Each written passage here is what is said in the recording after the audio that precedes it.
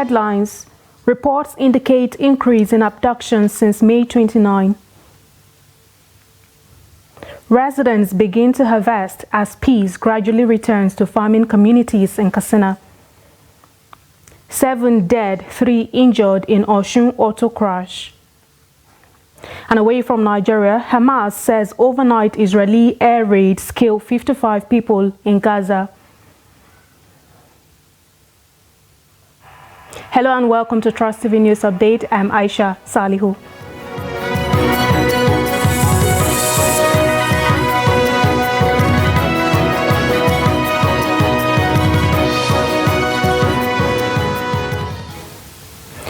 One of the many challenges Nigeria is battling with today is kidnapping.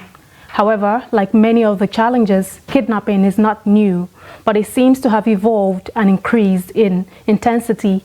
The former administration of Muhammadu Buhari was able to slow down the crime, but it seems to have started blossoming again with the advent of the change of government, not only at the center, but in insecurity endemic states. Kehinde Amodu walks us through the evolving dynamics of abduction in Nigeria. Niger Delta militants made kidnapping for ransom popular in the early 2000s and caused it to evolve into a major security issue in the country. Though the federal government was able to manage the kidnapping situation in the Niger Delta region then, the menace did not stop.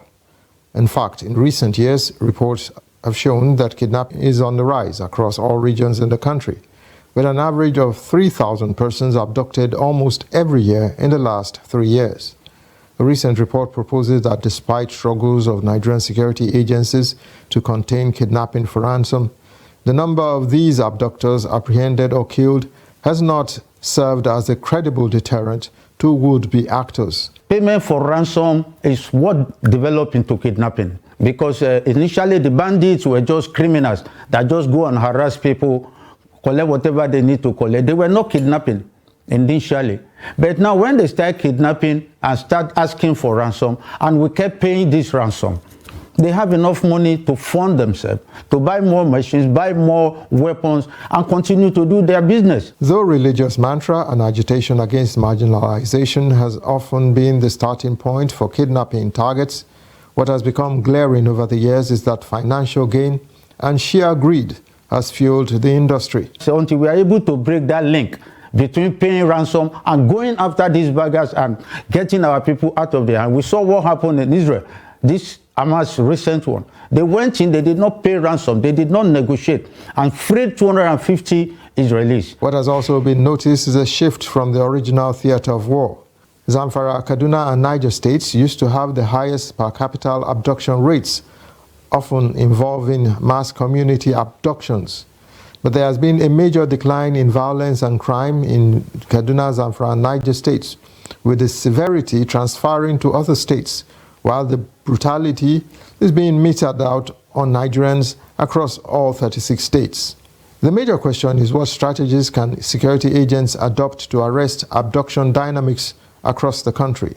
You must face your threat based on the threat on ground, not because of the way you are trained or the way the opponents are. You must first know your opponent, know yourself, know your limitations, then work against them. Kaduna, Zamfara, and Niger states recorded the highest number of reported kidnap incidents between July 2022 and June 2023, but have recorded the highest reduction in reported kidnap cases in the country since May 29, 2023. In contrast, Katsina, Kogi, and Ondo states have recorded the highest increase in the same period.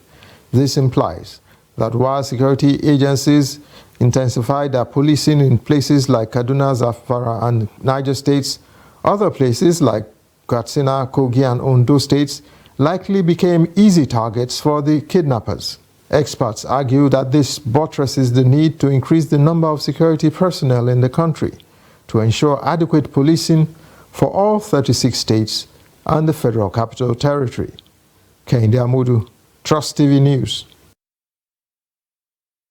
Still on security matters, in spite of security challenges bedeviling some farming communities in Katsina State, residents are beginning to harvest and evacuate farm produce back home. Trustee Abdullahi Yamadi, who visited Matazu local government area, reports that community resilience and commitment of the state government to restore peace is beginning to yield the desired results. Let's take a look at his report. Matazu local government has over the last 6 to 7 years been terrorized by bandits with almost daily reports of killings, abduction for ransom, and rustling of livestock. The situation led to humanitarian crisis as a result of displacement of the people living in the affected areas, with most of them unable to access their farms, trades, and other businesses to make end meet. Cikin iko na Ubangiji da kyakkyawan jagoranci da aka samu da ba dare ba rana. We are beginning to see a sight of the light at the end of the tunnel, because for the first time in 8 to 9 years, we are counting over 59 days without bandits' attacks. We commend the resilience and commitments of Governor Dikko Umar Rada and the Matazu local government chairman for standing firm to address insecurity. Shugaban karamar hukuma ya fito tare da haɗin kai da goyon baya na jami'an tsaro. Idan har mutum ne mai son ci gaba yake magana cewa dan vigilante na kama mutum ya yanka ko makamancin haka. People are saying vigilantes are too aggressive, but where were you when bandits are killing, raping, maiming, and destroying our communities? Are we not human beings? Why now? Okay, let me be straightforward.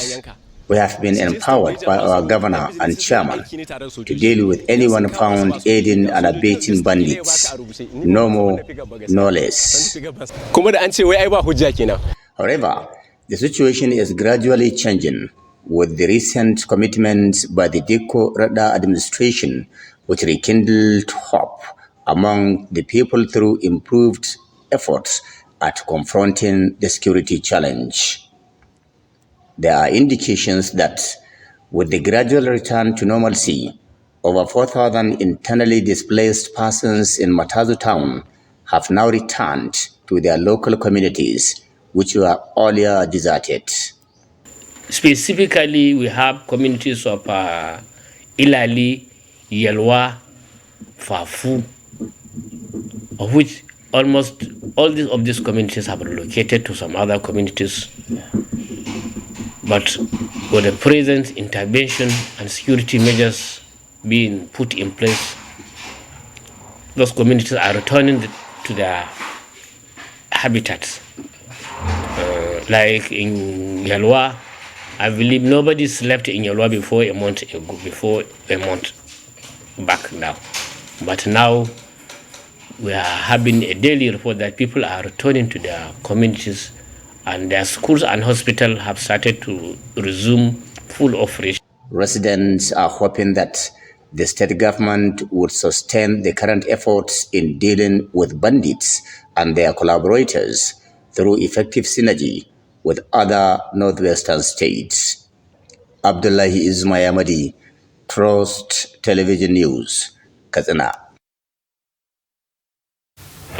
Quite a commendable development right there towards restoration of security in Matazu local government area.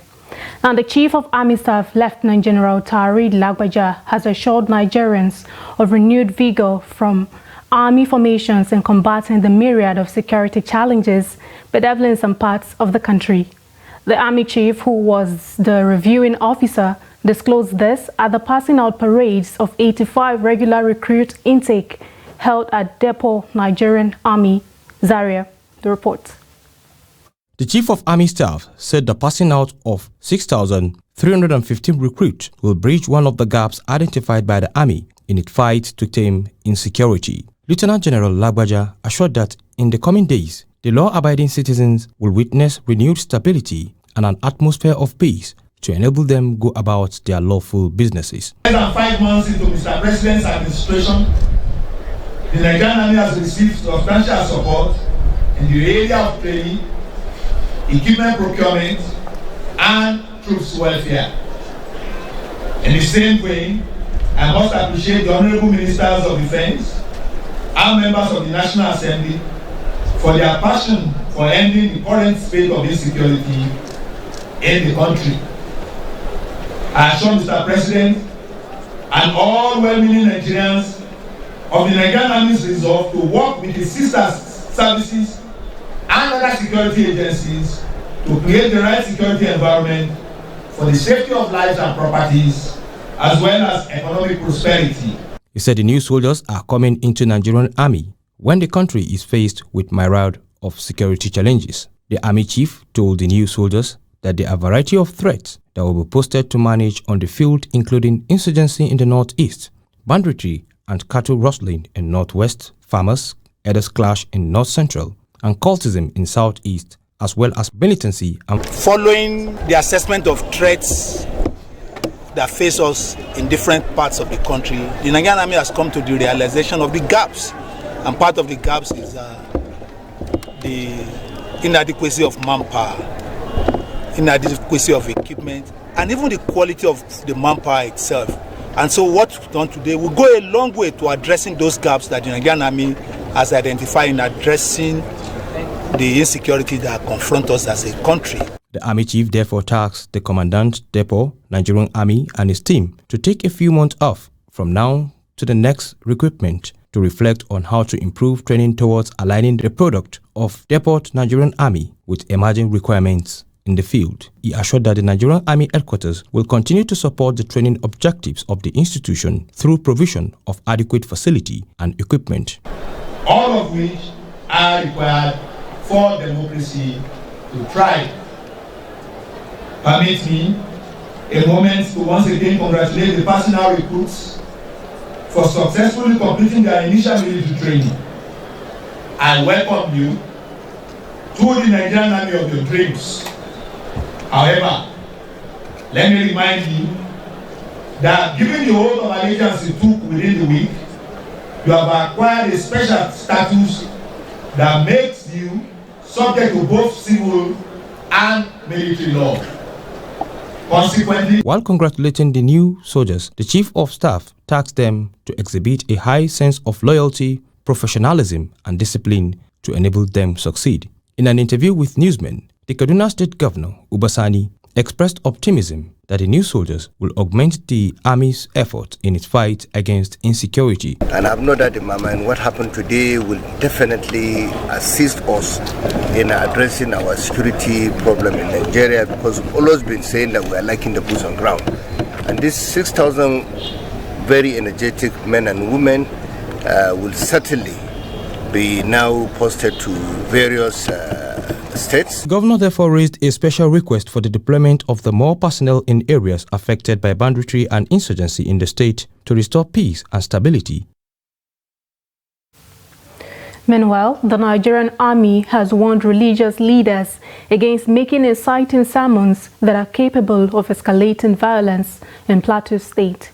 The General Officer commanding 3rd Armored Division, Maxwell Kobe Cantonment, who is also the Commander Operation Safe Haven, a multi-security task force maintaining peace in the state, Major General Abdusalami Abubakar, gave the warning during a one-day symposium organized for religious leaders at the division's headquarters. Trust TV's Adomusa reports. The GOC, who addressed the religious leaders, said the aim of the symposium was to outline their importance in ensuring peace in the society. He noted that inciting sermons from religious leaders have caused a lot of challenges to the security agencies in rebuilding confidence amongst religious groups.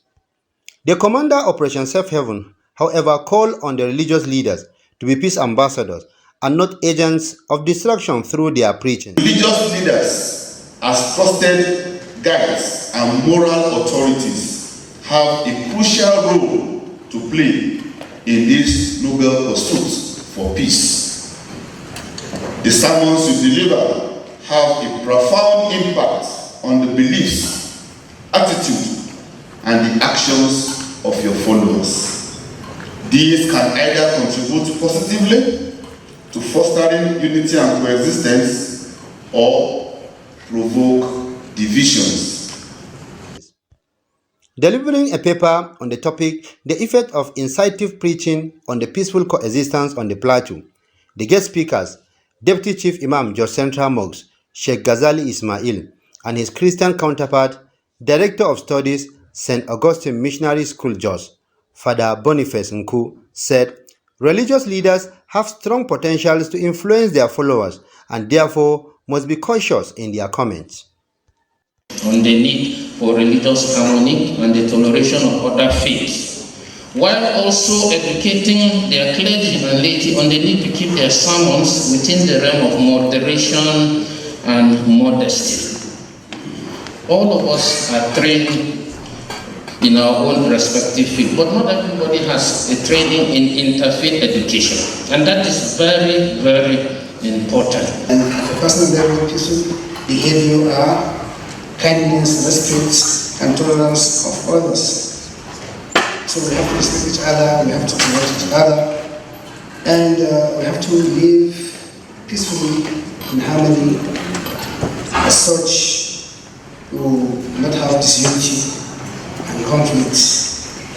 Why this has been recurring over and over is because you have allowed us, because I will not remove myself, as leaders, traditional leaders and religious leaders, to take advantage of what is happening to turn it into a business. Because we know that whatever happens, no action will be taken by government and no action will be taken by security agencies. The interface is one of the many meetings organized by the Operation Safe Haven to educate the religious and traditional rulers on the need for people to live peacefully with one another, irrespective of their ethno-religious differences in the state.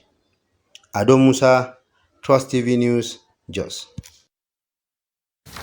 And to a sad development, 7 persons have lost their lives in a lone car crash on Oshogbo-Gbongon Road in Osun State on Saturday. The accident, which involved an ash-colored Nissan Sharon with registration number WWD574AE, occurred about 20 kilometers to Shasha Bridge in Ogidi village. Out of the 10 occupants of the vehicle, 7 persons died in the accident. Operatives of the Federal Road Safety Corps who arrived at the scene rushed the 3 victims who survived the crash to the hospital. The remains of those that died in the accident were taken to the morgue at Osun State University Teaching Hospital in Oshogbo. Spokesperson of the FRSC in the state, Agnes Ogungbemi, confirmed the incident, saying that the accident was as a result of speed violation and loss of control. FRSC Sector Commander in the state, Ben Amasia, has called on the motoring public to drive with care to avoid loss of lives. You're watching the news update on Trust TV. Coming up shortly.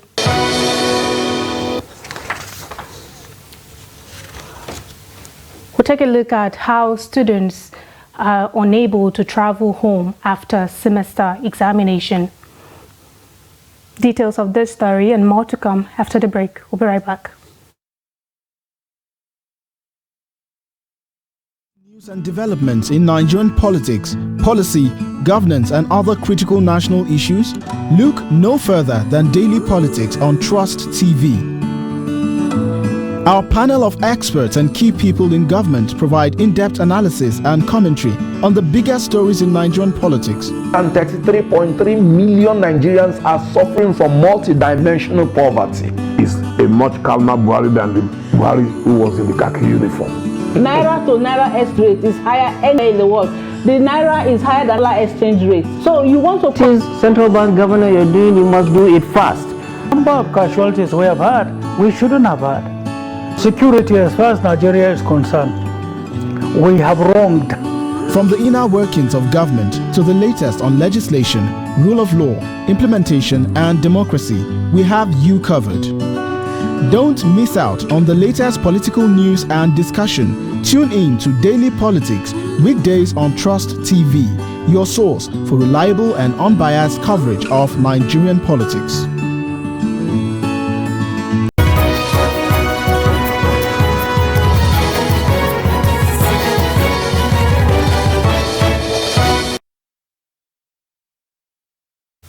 Welcome back and thank you so much for staying. If you're just joining us, this is the news update on Trust TV. Now let's take a look at a recap of some of our major stories. We told you that reports indicate increase in abductions since May 29. residents begin to harvest as peace gradually returns to farming communities in Katsina.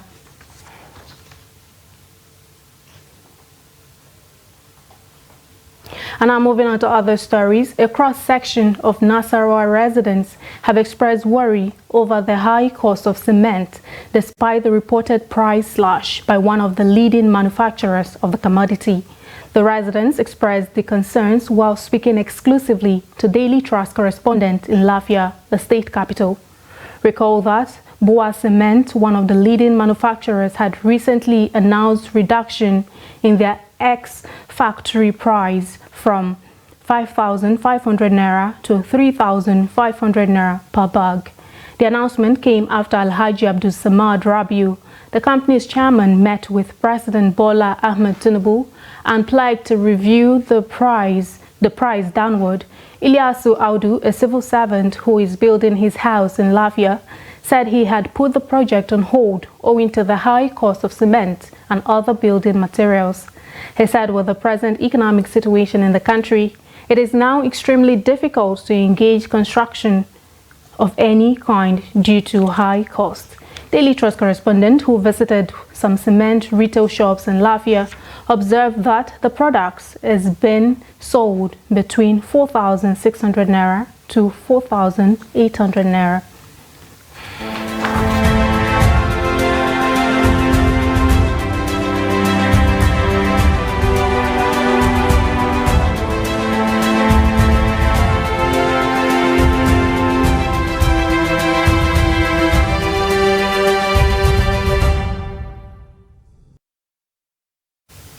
Now, many students of the Benue State University, Makurdi, could not return to their home states for holidays as they usually do after every semester examination.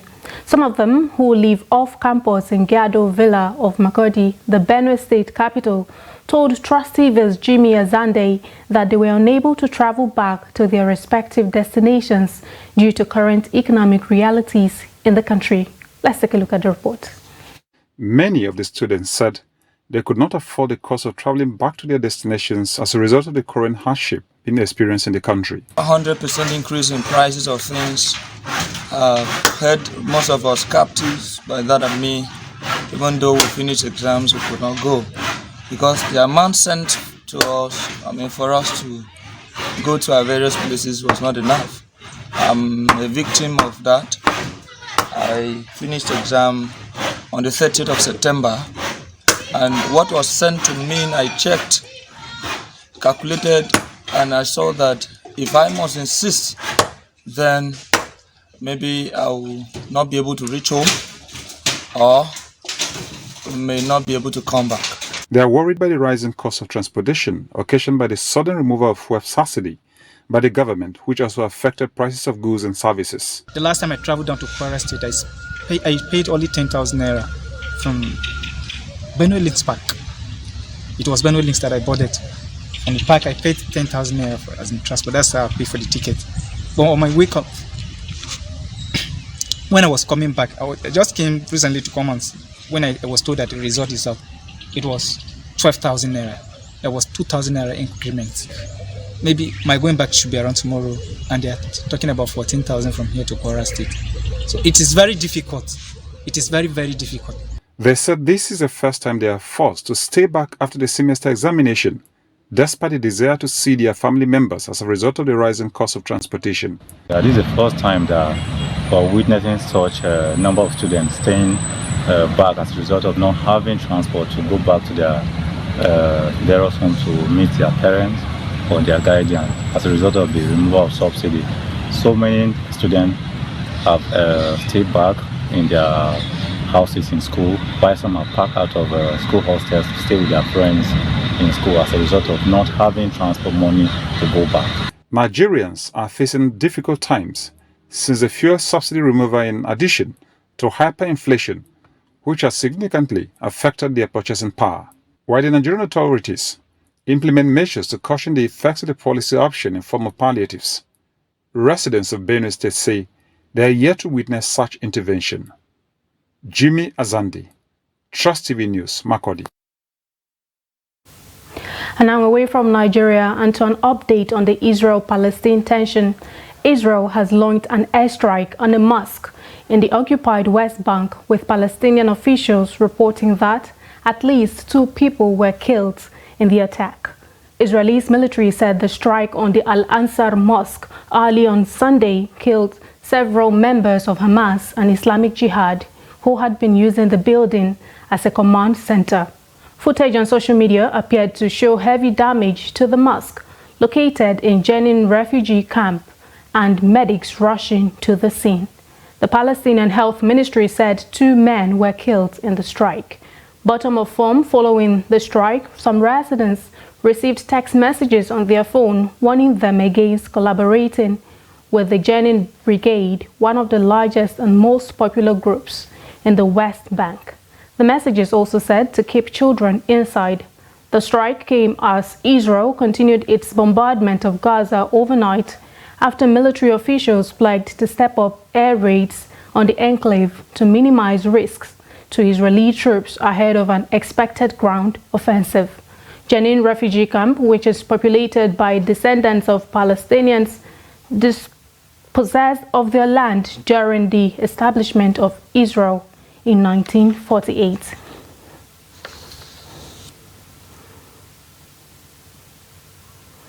And with that, we've come to the end of the news update. Do not forget to follow us across all of our social media platforms and also join our YouTube live stream for more news, programs, and documentary. I am Aisha Salihu. Thanks for your time. See you later.